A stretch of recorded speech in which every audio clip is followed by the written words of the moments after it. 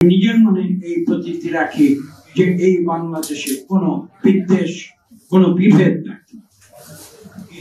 তারা কারো বিরুদ্ধে কথা বলে না, তার ভুরি ভুরি প্রমাণ আপনারা দেখেছেন। বিগত 15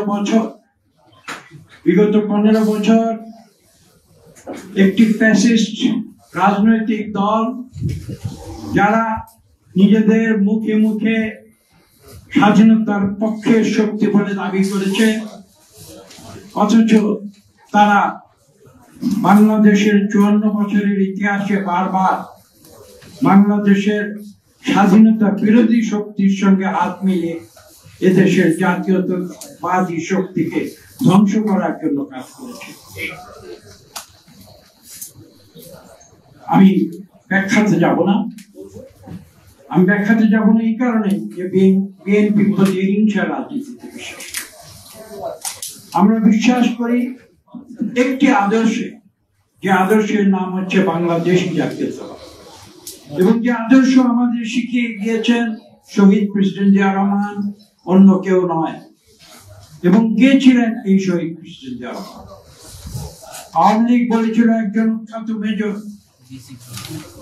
সেই অখ্যাত মেজর যখন সারা বিশ্বে বিখ্যাত মেজর হয়ে গেলেন, তখন আওয়ামী লীগ সেটাকে গ্রহণ করতে সাহস করে।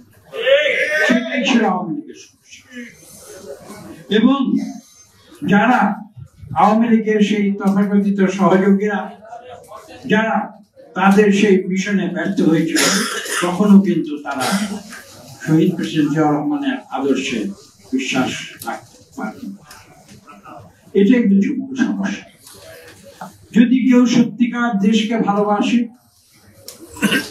যদি তারা মনে করে যে তারা বাংলাদেশের আদর্শে বিশ্বাস, যদি তারা মনে করে যে বাংলাদেশী জাতীয়তাবাদের আদর্শে তারা বিশ্বাস, তাহলে আমি মনে করি, আমি নিজের মনে এই প্রতীতি রাখি যে এই বাংলাদেশে কোনো বিদ্বেষ কোনো বিভেদ নাই। আমি আজকে আবেদন করব, যারা বাংলাদেশে বিভেদ সৃষ্টি করছে, যারা বিদ্বেষ সৃষ্টি করছে, আমি তাদের বিরুদ্ধে কিছু বলবো না। আমি তাদের প্রতি আবেদন করব যে আপনারা বাংলাদেশকে ভালোবাসতে শিখুন। আপনারা বাংলাদেশের 18 কোটি মানুষকে ভালোবাসতে শিখুন। এবং যদি সেটা হয়, আমি বিশ্বাস করি বাংলাদেশে আর কোনো দ্বন্দ্ব সৃষ্টি হবে না।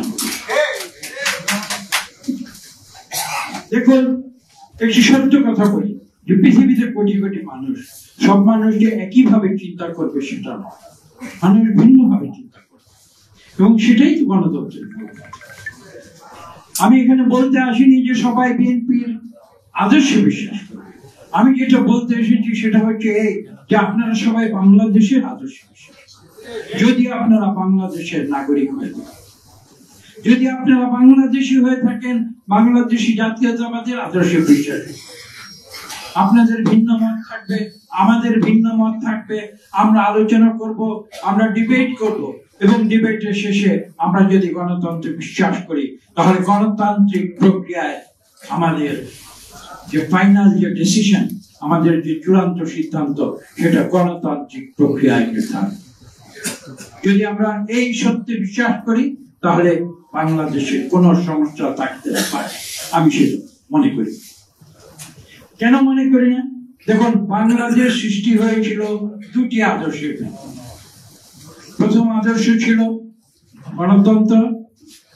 আমরা উপলব্ধি করেছিলাম যে পাকিস্তানের অবকাঠামোর ভিতরে কোনোদিন গণতন্ত্র হতে পারে। আজকে 54 বছর পরে এসেও সেই সত্য কিন্তু পুনরায় প্রমাণিত হচ্ছে। দুই, আমরা বিশ্বাস করেছিলাম যে তৎকালীন, এখনকার বাংলাদেশ, তৎকালীন পূর্ব পাকিস্তান, সেখানে 12 কোটির মতো জনসংখ্যা ছিল তখন, আজকে 18 কোটি, বা তখন 7 কোটির মতো মানুষ ছিল, আজকে 18 কোটি। সেই মানুষের মধ্যে যে অর্থনৈতিক ভেদাভেদ, সেই অর্থনৈতিক ভেদাভেদ দূর করে দরিদ্র, সুবিধা বঞ্চিত, নির্যাতিত মানুষের অধিকার প্রতিষ্ঠা করতে হবে। সেটা ছিল দ্বিতীয় কারণ, যে কারণে বাংলাদেশ। কাজে আজকে আমরা যদি সেই দুই আদর্শ গণতন্ত্র এবং অর্থনৈতিক সাম্য সেই দুই আদর্শে ফিরে আসতে পারি, তাহলে আমি বিশ্বাস করি বাংলাদেশে কোনো ভেদাভেদ থাকতে পারে না। আজকে যে বিষয়টি এই সময়ে গুরুত্বপূর্ণ হয়ে দাঁড়িয়েছে, আপনারা বিগত কয়েকদিনে বাংলাদেশে যে ঘটনা প্রবাহ দেখেছেন, আমি সে সম্বন্ধে কিছু বলার ভাষা আমার জানা নেই। আমার বলার ভাষা জানা নেই এই কারণে যে আমি সেই ঘটনার নিন্দা করতে পারি, সেই ঘটনার ব্যাখ্যা দিতে পারি, সেই ঘটনার যে অযৌক্তিকতা সেটা যুক্তি দিয়ে প্রমাণ করতে পারি, কিন্তু আমি সে বলতে পারি। আমি শুধু বলবো যে আপনারা সঠিক পথে, আপনারা সঠিক পথে ফিরে আসুন। যে সঠিক পথ বাংলাদেশকে বিশ্বের বুকে একটি গৌরবময় দেশ হিসেবে পুনঃপ্রতিষ্ঠিত করবে, যেটা একদিন করেছিলেন শহীদ প্রেসিডেন্ট জিয়া। আজকে বিএনপির কথা ভাবুন। বিএনপি এমন একটি রাজনৈতিক দল, যেই দল প্রতিষ্ঠা করেছিলেন অন্য কেউ নয়, যিনি 1971-এর কালো রাতে, যেদিন পাক হানাদার বাহিনী নিরীহ বাংলাদেশের মানুষের উপরে আগ্নেয়াস্ত্র নিয়ে ঝাঁপিয়ে পড়েছিল, সেদিন যিনি প্রতিবাদ করেছিলেন, যিনি বলেছিলেন আই রিপোর্ট, এবং যিনি তার পরবর্তীতে স্বাধীন বাংলাদেশের ঘোষণা দিয়েছিলেন।